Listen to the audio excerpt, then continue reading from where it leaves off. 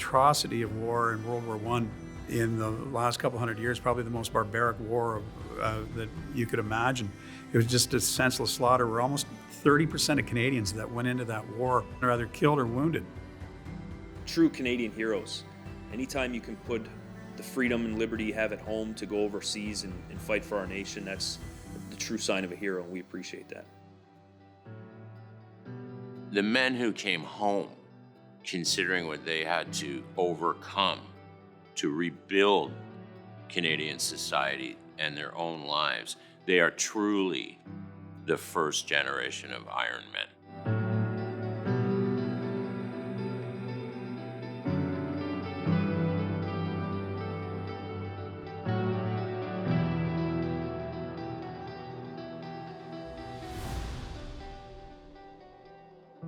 There was no football played between 1914 and 1918. All of the football players from just before the war who continued on as students were certainly involved in the war effort. It was the thing to do. People that were too young or too old even tried to sign up, and I think the university enrollment went down into the high 600s. Admissions have plummeted. The young men are overseas. There's a lot more percentage-wise women on the campus. Also, you're going to start really seeing empty spaces in your class. The university's contribution, when you consider the size of the population of the school, was remarkable in the number of people that participated. About 1,500 Queen's students joined up, and more than 150 of them were killed. Think of that percentage. That's 10% of the cream of the crop of the university are left killed and buried in France. Almost all of the football players got involved in the war effort in some particular context. George Richardson was someone who did play a couple of seasons before the First World War. George Richardson was a multi-sport athlete, played football at Queen's, but he's better known for his prowess as a hockey player. When the First World War broke out in 1914, at that time, George Richardson had been considered the best amateur hockey player in North America. George Richardson never pursued a career playing professionally. Back in those days, professional hockey players made very little money, and financially, he was much better rewarded for working in the family business. He comes from one of the most, well, definitely the wealthiest, most important families in Kingston. As a captain in the First World War, he really cared about his men, the troops under him. He actually oversaw about 3 different platoons. And he becomes this remarkable leader that men will follow. He would use his own money for food, for gas masks, for warmer clothing, for cigarettes, anything. He was a true leader. And sadly, he's killed. He was shot in the hip and then in the torso and died on the battlefield. So he's a great leader in battle, cited for his bravery. And his bravery is such that the French award him their highest honor after he died, which is the Legion of Honor. So here's a man from Kingston awarded France's highest military honor. And when he dies, his will, he leaves in today's terms millions of dollars to charities in Kingston, Ontario, to the university.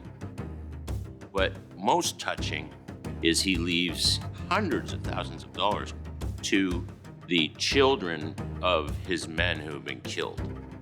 He had made sure that his men were looked after, certainly the ones that didn't come home, their families were looked after. His legacy continues with Richardson Stadium. It was his brother James that donated $50,000 to the university to have a stadium built in memory of his brother, and a place where young men could flourish as athletes, just like his brother George did. It was an important place where the Grey Cup games, one of them was played.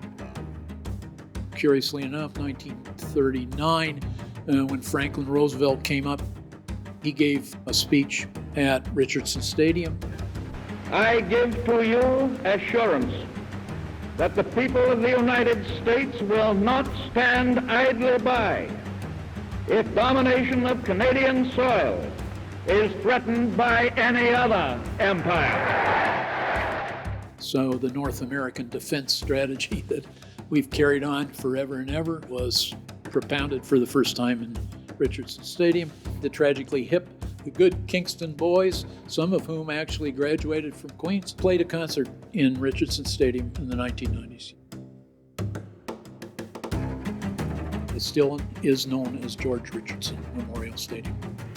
When you think of George Richardson, you want to bring the best out of yourself all the time, be it on the athletic field or in the classroom or in the world of business. He went above and beyond. He was a very generous man, and he was a true Canadian hero. You can't use the word hero strong enough with Captain Richardson.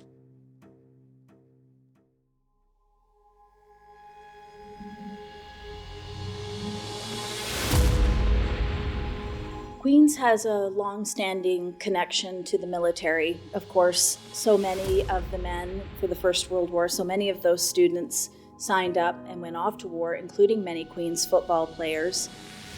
Many did not return. Ernie Sliter did.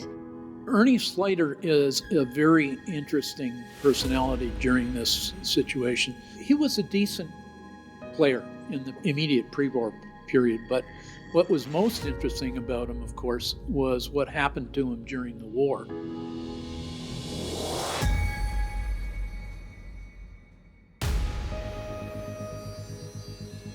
Queens grads are known for their grit and determination, and perhaps none more so than Ernie Sliter. He enlisted, became one of these early pilots.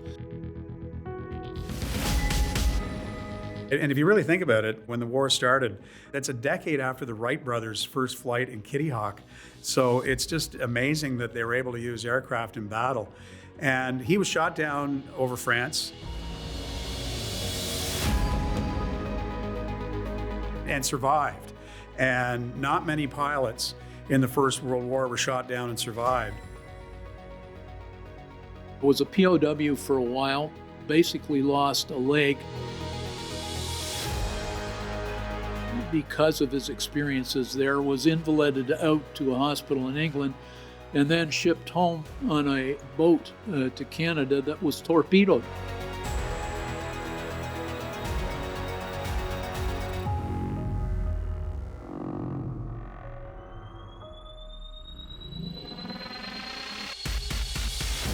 Thankfully, he was a good athlete, good swimmer, and he was able to survive that, and eventually made it back to Canada and settled in Kingston after graduating from Queens. And went on to a career in education at Kingston Collegiate, both as a teacher and a principal. And he actually died in his bed at 80 years of age, which I always thought was very nice.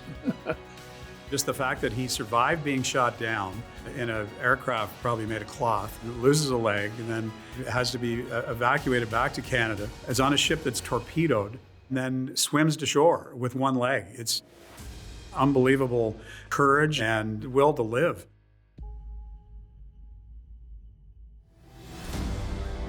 The school emptied out because of the war. So when the war was over, the transition period, getting back to normal life was tough because in 1919 you had the Spanish flu, and industry took a long time to sort of convert itself back to normalcy. I think the Queens football players that participated in World War I, how they'll be remembered. Obviously, George Richardson will be remembered at Queens in perpetuity because of the stadium being named after him. People like Ernie Sliter that beat incredible odds just to survive to get home and went on to remarkable careers are remembered with awe. It sort of encourage people to really delve in and look at Canadian history and just see how brave these people were. We're in a pandemic now and we think we have it tough. Well, read the story of Ernie Sliter and you tell me you've got it tough. I think that those guys now are disappearing a little bit into the mists of time. They're also obscured a little bit by the Batstones and the Ledleys and the Evanses of the Grey Cup years in the 1920s. But there is no question that they were interesting, valuable guys who did their bit during the First World War in the same way as many of their compatriots did going to war. I certainly remember those guys with a lot of emotion. I will carry these guys in my heart as important people who made major contributions, not just to football, but also to the war effort.